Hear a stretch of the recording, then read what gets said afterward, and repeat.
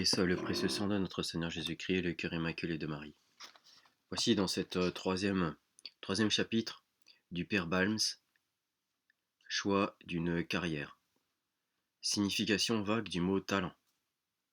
Que chacun se consacre tout entier à la profession pour laquelle il se sent le plus d'aptitude. Cette règle est d'une grande importance. On l'a trop oublié et c'est à cela, j'en ai la conviction, que les sciences et les arts doivent de n'avoir point fait de progrès plus décisifs. Le mot talent signifie pour quelques-uns capacité absolue.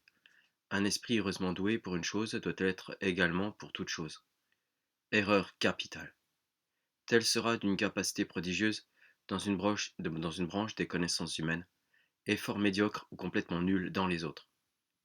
Napoléon et Descartes sont deux grands esprits, et toutefois, ils n'ont aucun trait de ressemblance. Supposons-les échangeant leurs pensées. Le génie de la guerre n'aurait point compris le génie de la philosophie.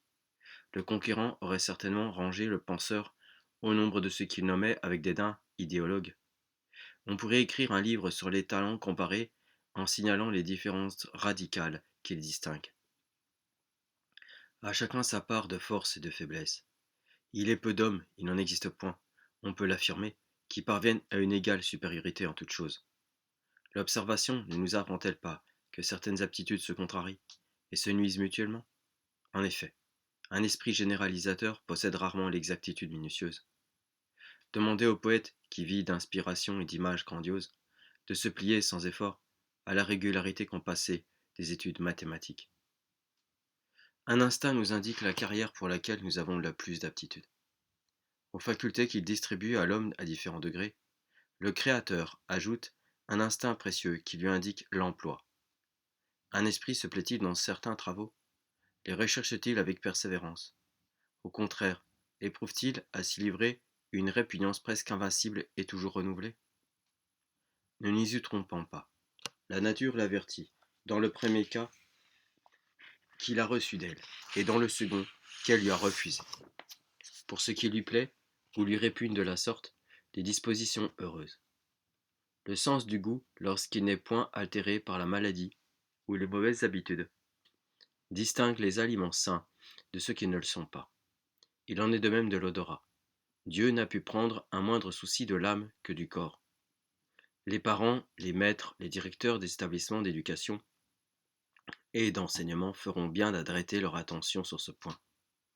Que de talents, en effet, qui, bien dirigés, pourraient donner des fruits les plus précieux, se consument inutiles, parce qu'ils ont été fourvoyés dans des carrières pour lesquelles ils n'étaient point faits.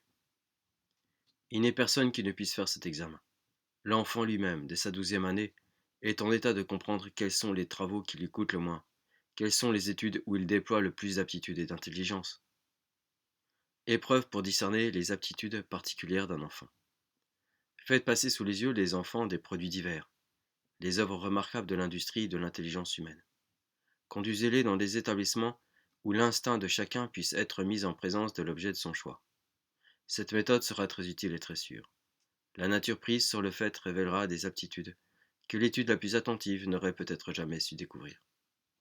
Un mécanisme ingénieux attire l'attention d'un groupe d'enfants de 10 à 12 ans. Le plus grand nombre admire un moment et passe. Un seul s'arrête et semble s'oublier longtemps.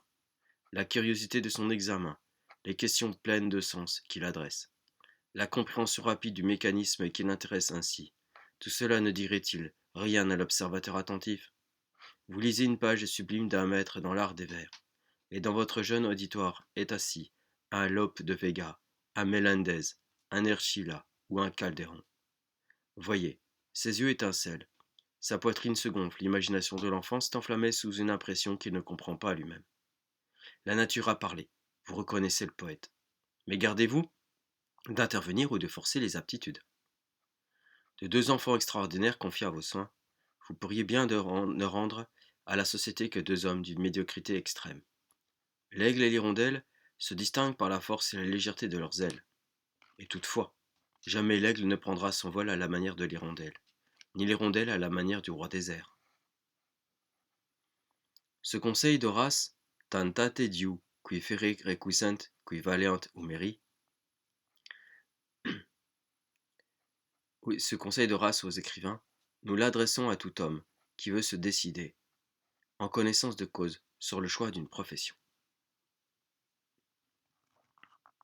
Examinez longtemps ce que vos épaules refusent de porter, ce qu'elles peuvent porter.